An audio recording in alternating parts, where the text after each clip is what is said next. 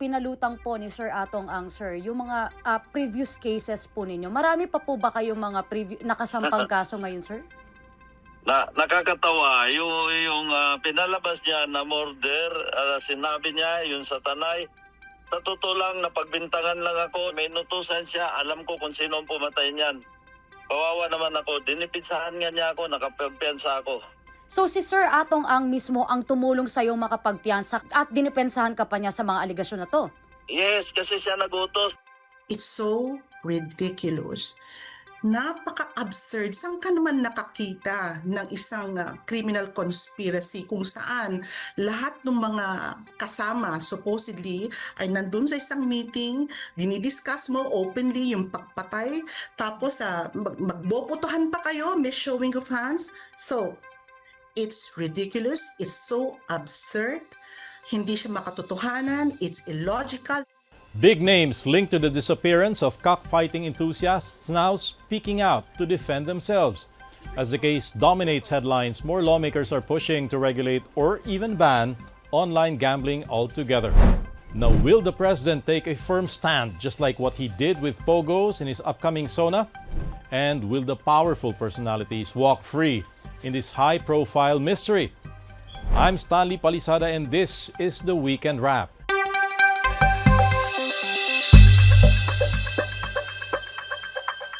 Now, the search for missing sabongeros kicks off in Taal Lake. Despite bad weather and a restive volcano, authorities are pushing forward. The search begins at a fish pond allegedly leased by one of the suspects. And on day one, authorities confirmed the discovery of a sack containing what appears to be burnt human bones. The Justice Department says the remains were found near the lake bed, just meters from the shore. Investigators still need to confirm if the bones are actually human. DNA testing will also be done to see if there is a match with any of the missing sabongeros. Whistleblower Julie Patidongan earlier claimed the bodies of the cockfighting enthusiasts were dumped in Taal Lake. Kailangan po kasi natin i-focus yung search natin dun sa mas maliit na area. Kasi kung titignan po natin, 234 square kilometers po itong Taal Lake. Kaya kailangan ho natin gawing mas focus ang search natin. We are confident it is worth the effort. We do not want to leave any stone unturned. But Justice Secretary Jesus Crispin Remulla and Police Chief Nicolas Torre III believe it is likely other victims were buried elsewhere. Hindi naman sa talang disposal, no? Hindi lang sa lake ang disposal. May mga areas pa. At yan naman ay mga ini-examine na namin. Hindi lang natin pinipreempt. Baka pag nasabi namin yun, baka hindi pa natin napupuntahan yung mga posibleng hukay at pinagtabunan at posibleng pinaglagyan nun, ay baka mauna na sila doon at alisin yung mga posibleng remains and possible pieces of evidence na maaari pa nating makikover. Still, the DOJ insists even without recovering bodies, the case will move forward. Remulla earlier said they are preparing murder charges. We're looking at everything by the day. And at the same time, in conference din yung ating lawyers about the cases that are being evaluated for filing, from kidnapping to international humanitarian law. These are considered the probable cases that we will be filing together with the murder and other cases that have to be filed against the perpetrators. Patidongan earlier dropped explosive claims accusing big names, government officials, and police officers of being involved. He calls gaming tycoon Atong Ang the mastermind, which the businessman denied. Ang has filed cases against Patidongan and another former employee, Alan Bantiles, for grave threats, slander, and attempted extortion. Patidongan meanwhile says Ang is the one twisting the truth. Kinasama ng loob ko, pati yung tao na walang kasalanan, idinawit niya. Nakarating ako ng Singapore, Cambodia, Europe. Gamit ko yung Peking passport na pinagawa ni Mr. Atong Ang. Hinahunting niya na ako noong time na yon. Gusto lang ako makuha para ikanta ko si Mr. Atong Ang. He also named actress Gretchen Barreto, saying she allegedly voted to kill suspected cheaters in the game. Barreto's camp calls the accusation absurd. He just mentioned a meeting, not identifying who were there, were supposedly the matter of voting on carrying out the plan on the killings were discussed. And then later on, he further embellished that by saying, oh, bigla na lang ngayon, nagtaas raw ng kamay. It's so ridiculous. Napaka-absurd. Saan ka naman nakakita ng isang criminal conspiracy kung saan lahat ng mga kasama supposedly ay nandun sa isang meeting, dinidiscuss mo openly yung pagpatay, tapos magbobotohan pa kayo, may showing of hands. So, it's ridiculous, it's so absurd, hindi siya makatotohanan, it's illogical. They say they're not ruling out legal action, but for now they're holding off pending the investigation. Also accused, Philippine Charity Sweepstakes Office Chairman and retired RTC Judge Felix Reyes. Patidongan claims Reyes joined the foreign trips with prosecutors and judges to help fix Atong Ang's cases. Reyes fires back, daring Patidongan to name even one case. He also questions the timing of the accusations, just a day after he applied to be the next ombudsman. Patidongan also named at least 15 police officers allegedly involved. They're now under restrictive custody at Camp Crame. While the NAPOLCOM investigates, PNP says more cops could be linked. Lahat sila active. May isa is, except for one na due for retirement at 3 na dismissed. Baka sabihin nyo, 15 lang. Hindi to. Pag lumawak ang investigasyon, baka mas marami pa. We will leave no stones unturned. Sabihin na lang natin na mula sa baba hanggang sa mataas na ranggo. Kung sinasabi ni Totoy na may colonel, then so be it. Pero I will not confirm nor deny first the existence of these people or the ranks. At alam naman natin na hindi naman gagalaw ang mga malilit na pulis kung walang opisyal din eh. Even the National Bureau of Investigation has been dragged into the case, but Patidongan claims no NBI personnel are involved. Kung hindi niya alam ang pangalan, pwede kaming magpa-line up kung sino yung mga iniisip niya na NBI na dyan. Nililink lang talaga yung NBI pero walang NBI na involved niyan. Director Santiago, sir, wag po kayo magpadala. Alam ko, naggawa-gawa lang yan ni Mr. Atong Ang para sirain ako sa inyo. The NBI now offering to help with forensic analysis. The Supreme Court is also taking action. Remulla saying he's spoken with Chief Justice Alexander Gesmundo about Patidongan's claims that some judges may be involved. The High Court has begun an internal probe.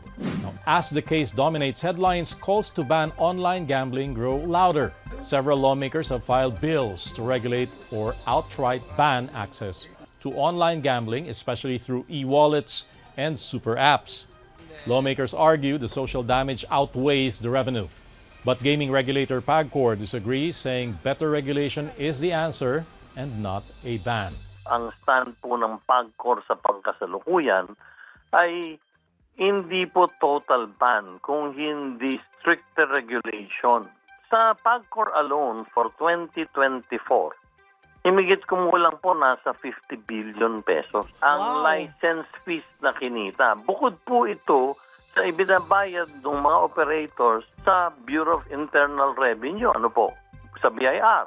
Kasi ang totoo, isa sa pinakamalaking online gaming company na may lisensya sa PAGCOR, ang balita ko mahigit 30 o 40 bilyong piso ang binayad sa taxes. Daang bilyon po ang kinikita sa pangkasalukuyan ng gobyerno directly at indirectly. Posibleng mawala kung maisa sa batas yung total ban. The 47 billion is not enough to justify that. As a matter of fact, napakaliit niyan. It will take the president a lot of political will. Because Filipino-operated ito, marami din siyang kaibigan na nagmamayari nito mga kumpanya na ito.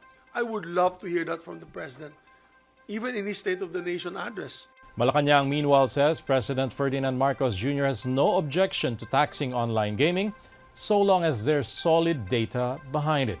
Ang proposal po na ito ng DOF na magkaroon po ng tax para po marestriktuhan ang mga online gaming ay para naman po ito sa ikabubuti ng pamilyang Pilipino. Pabatid po ng Pangulo na maaari mangyari sa mga gumon sa sugal at hindi niya naman po tututulan basta po mayroon pong sapat na pag-aaral para po ang tungkol sa buwis na ipapataw man. Pero paiigtingin pa po, maliban po dito sa mga online gaming sites na license or lehitimo naman, paiigtingin po lalo ang paglaban sa mga illegitimate o yung mga yung hindi tama or hindi rehistradong mga online gaming sites. In the Senate, the race for the presidency heats up. Senator Francis Escudero is leading with at least 13 votes. Senator J.B. Ejercito says the new majority includes the siblings bloc, the 7-member Duterte bloc, and opposition allies Kiko Pangilinan and Bam Aquino. Ejercito expects to remain Deputy Majority Leader, while his brother Jingoy Estrada stays Senate President pro tempore. Marcoleta is eyed to chair the powerful Blue Ribbon Committee. Pangilinan and Aquino are expected to take the Agriculture and Education panels. Senator Risa Ontiveros, who supported Pangilinan and Aquino, says she's unbothered that they might end up in the majority.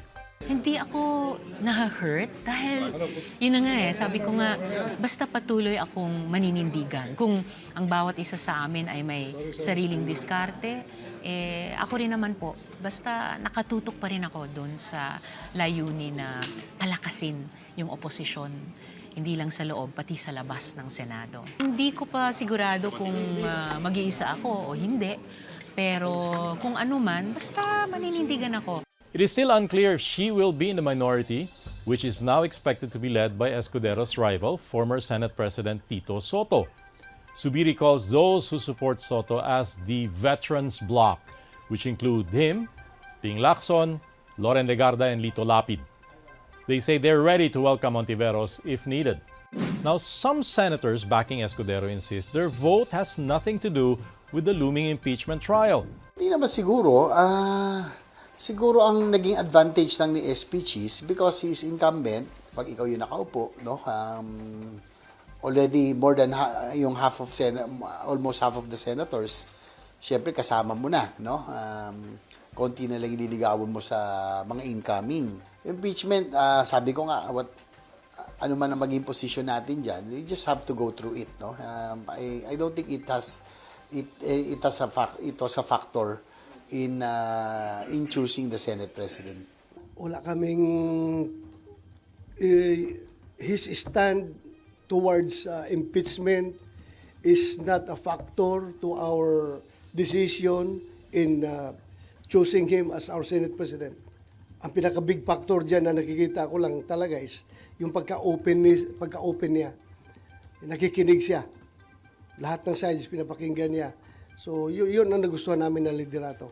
Meanwhile, Senator Bato de la Rosa, a known Duterte ally, is again pushing to raise a motion on VP Duterte's impeachment. Since tinanong ng impeachment court yung House of Representatives as to their stand whether or not itong 28th Congress House of Representatives is willing to be bound by the actions of their predecessors, yung House of Representatives ng 19th Congress. You can expect me also to raise this question sa floor once the 28th Congress convenes. And at the center of it all, Vice President Sara Duterte, who is once again abroad.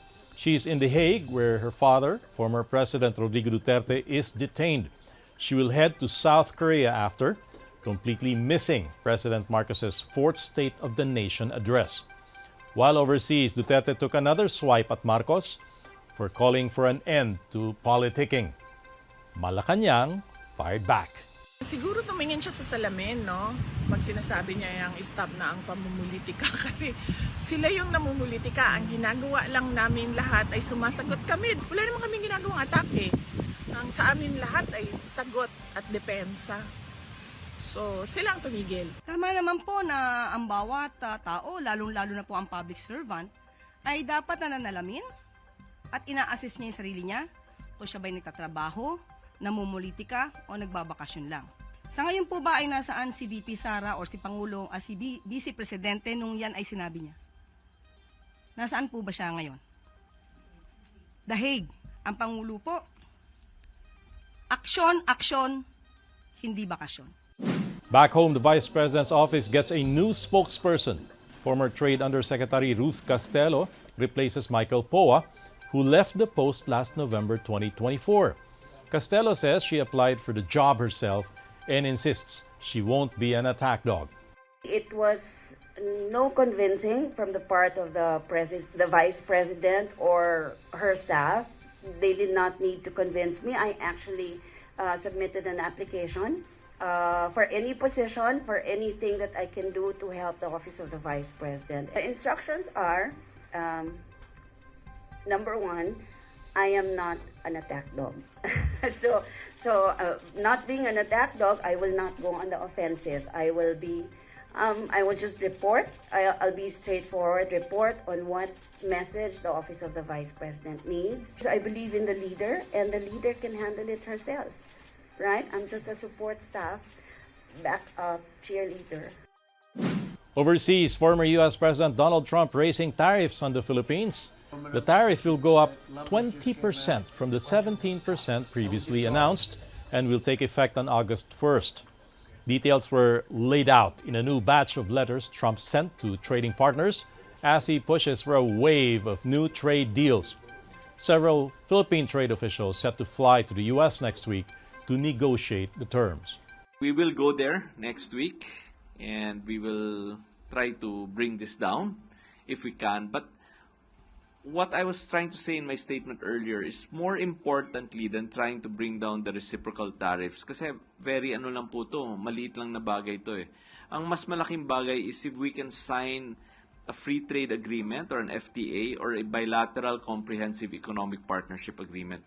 Dito po talagang makakahingi rin po tayo galing sa Amerika ng specific tariff concessions. And that wraps up this week's Top Stories. I'm Stanley Palisada. We'll catch you again next time for more of the latest headlines. Stay with ANC, the ABS-CBN News Channel.